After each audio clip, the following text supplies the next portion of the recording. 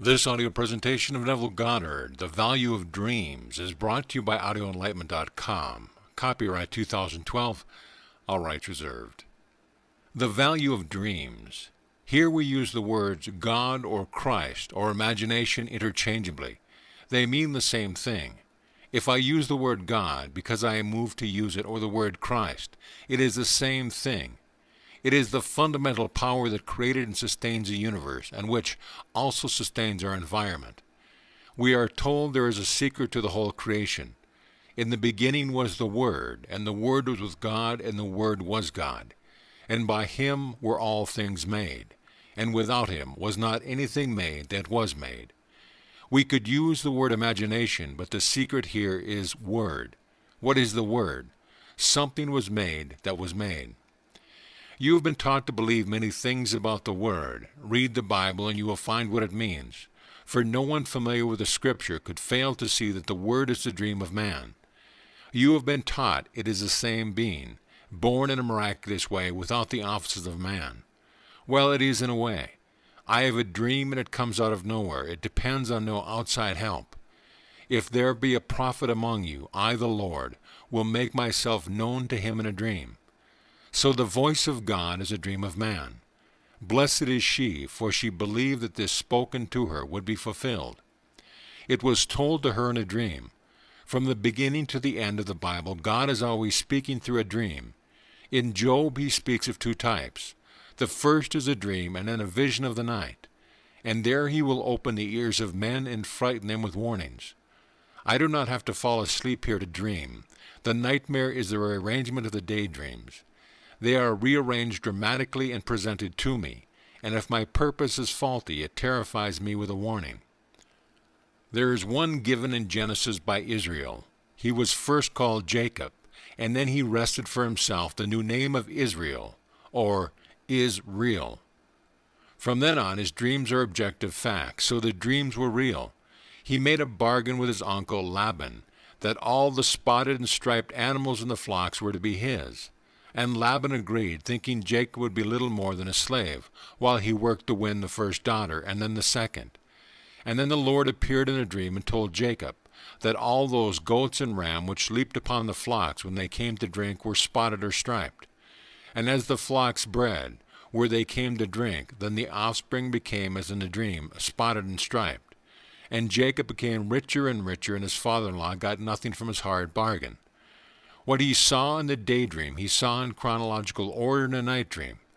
We see 1,000 things during the day, and often violent things, to be rearranged and dramatized in the dreams of the night.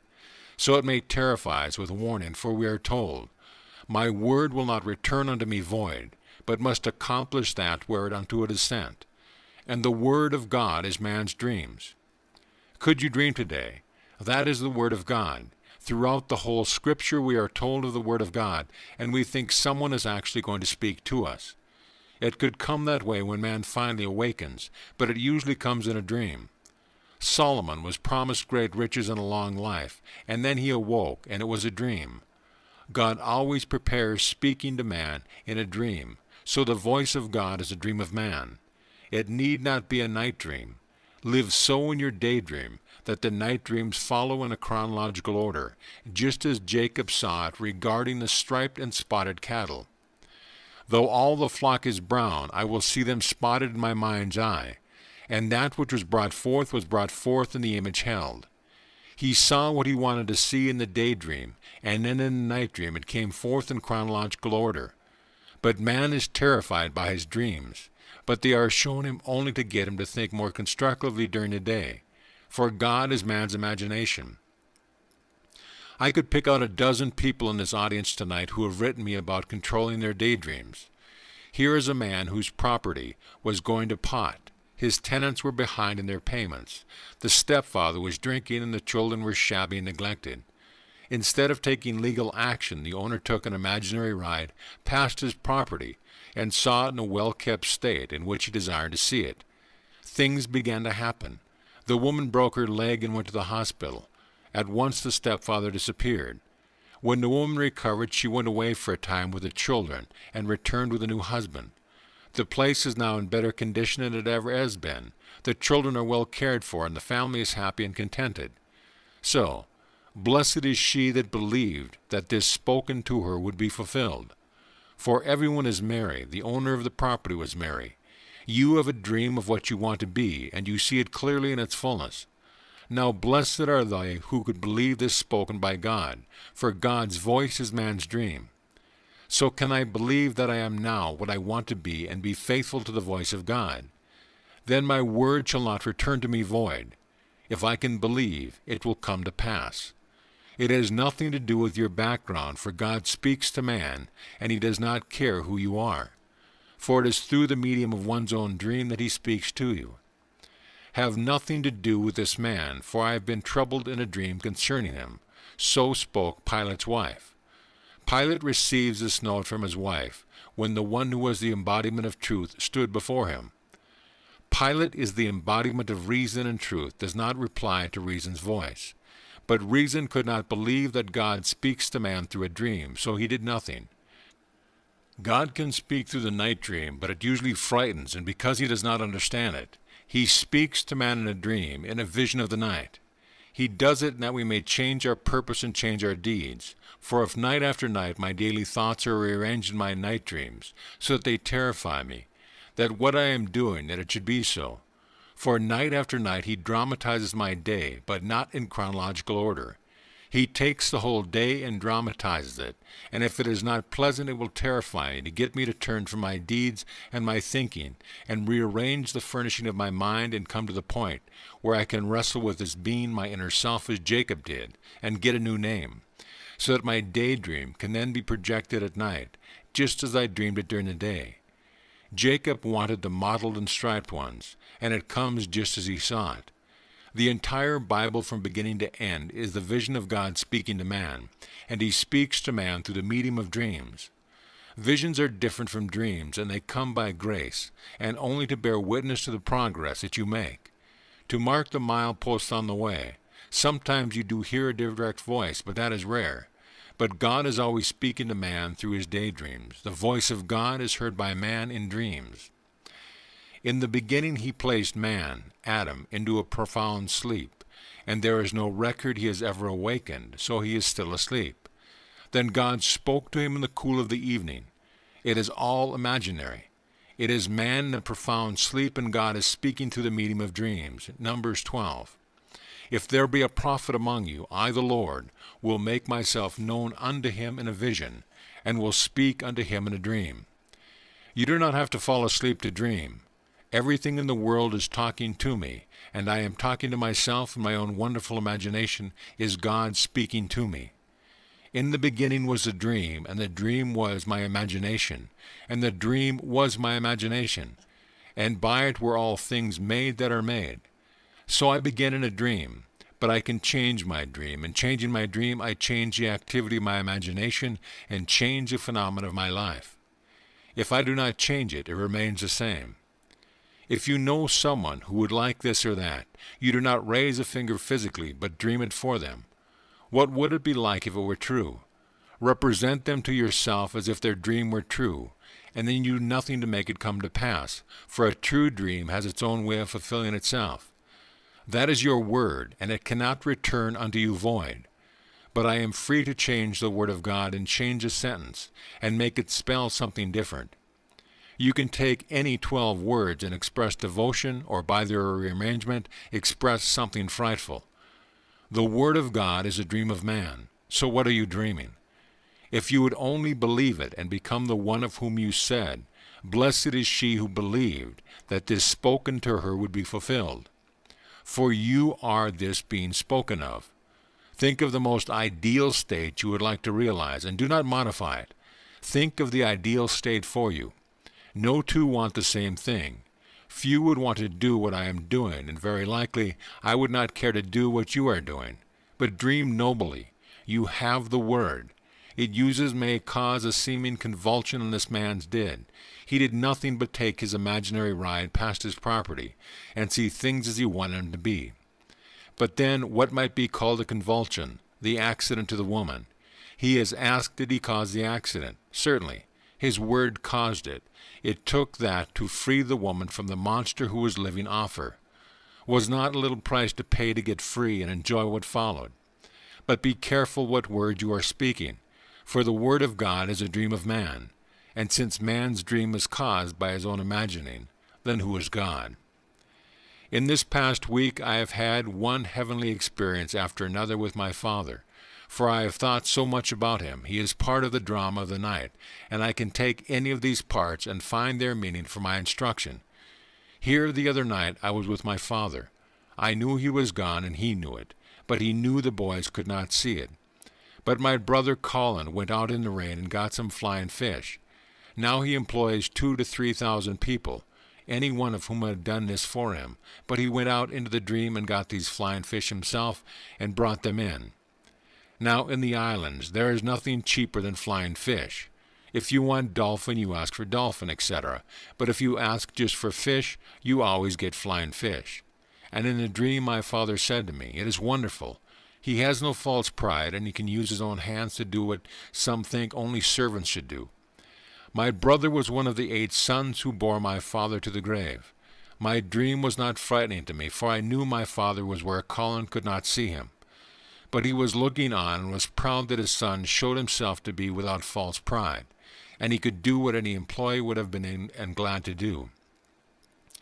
By taking today and living so fully in imagination as the man I want to be, then I am obeying the word of God. I can take the same word and distort it, for I am he.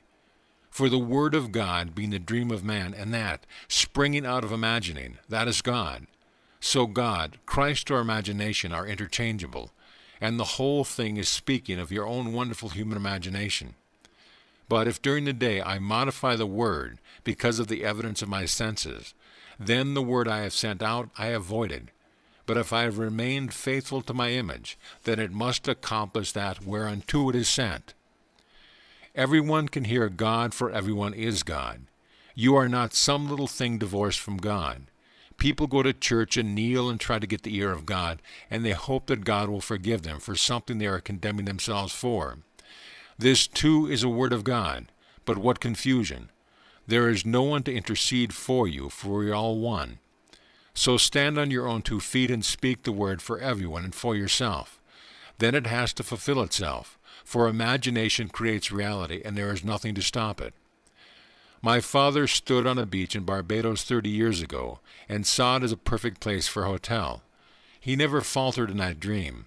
The years went by and the owners finally died, and when it came up for sale, the one person who could have paid for it twice what my father could had gone to Brazil, and his cable offer arrived 24 hours too late. My father's dream came true, though he made it 30 years before. He was Jacob, and he wrestled with an idea until it became real. He first made it real in his mind's eye, and when the time came, the one person who could have outbid him was called away. My father did not devise that, but when the man in Brazil remembered the sale and sent his bid, it arrived 24 hours too late. Everyone here, you are God. You are not some little being beating your head out. God became you that you may awaken and know that you are He. Nothing you have ever done caused the so-called fall. There is no original sin. It was God actually, willingly and lovingly becoming His own creation who is called man, that He might awaken to it and become Himself. It was purposeful and deliberately done to awaken His creation, and when it awakens it ceased to be created, for it is God. So he who comes after me is preferred before me. Why? Because it came first. This which was first an image, and was lit by God, and is God, then has no beginning. That is the secret. Something that had a beginning is lit by something that is beginningless and becomes it. So then it also is beginningless. The form is lit and becomes the center of imagining. Then you will understand the words, "Return unto me the glory that was mine before the world was." So man in the true sense cannot begin after he is lit by God. So take your most wonderful dream, and no matter what the day seems to bring, a dream is God's word and it cannot fail. Can you believe you are the woman you want to be? Stick to that and control it, and do not let it become a jumble in the course of the day. For if you do, then God will take the jumble of the day and rearrange it in the dreams of the night, and it might terrify you, but it will only be to instruct you. These dreams are created by you in the course of the day. But if you would now only set a pattern of life you want and remain faithful to it, it cannot return to you void, but must accomplish its purpose. So you will find all through the 66 books of the Bible that he has always appeared to man in a dream. Never mind the holy men or holy places. Wherever you stand, that is holy ground. Take off your shoes, Moses, for where man stands, there is God, for God is man. Do not look for someone to come in robes, etc. The real man is the natural man and acts in a natural way, but buried in him is a second man, the Lord from heaven, and that is God. Let the natural man beget himself on his divided image. But that man died, the natural man. Yet you are told you are God's. We are told they condemned Jesus, not for what he had done, but because he blasphemed. He said he was a son of God, but he told them, I say the law tells you this, Psalm 82. I say you are God's, sons of the Most High, but you shall die like men and fall as any other prince. The scripture cannot be broken. So I blaspheme when I say I am the Son of God? I tell you, I am consecrated and sent by my Father, and you call me a blasphemer. You are actually the Son of God, the Son of the Most High. The second man must awaken in a natural man. So you will die like any other natural man, but nevertheless the real you is a Son of the Most High. When he said he was going to die, and yet he was a Son of God, they did not know he spoke of the second man. The first garment into which I am woven must be discarded as I awaken from within, and discover who I am. First I must put on visibility and become mortal. Blake writes, whatever is born of mortal birth must be consumed with the earth. To rise from generations free, then what have I to do with thee? Thou mother of my mortal part, with cruelty didst mold my heart, and with false, self-deceiving tears didst bind my nostrils, eyes, and ears, didst close my tongue in senseless clay, and me to mortal life betray. The death of Jesus set me free. To what have I to do with thee? To Tisra. This garment, the body, is to be used as I awaken, but as I become more and more awake, I can prove by my dream that I am he. The story is, go and bring me Jacob. He who formed me from the womb to bring Jacob again unto me. Bring me that state of mind that can predetermine he wants a son like himself. But who can bring Jacob? And how can I find him when he is so small? Yet he is small, but who will bring him? For he formed you in the womb, Mother Nature, to bring Jacob. He wants to awaken in every being one who can create as he creates, for he creates by the Word, and God's Word is man's dream. Now, let us go into the silence.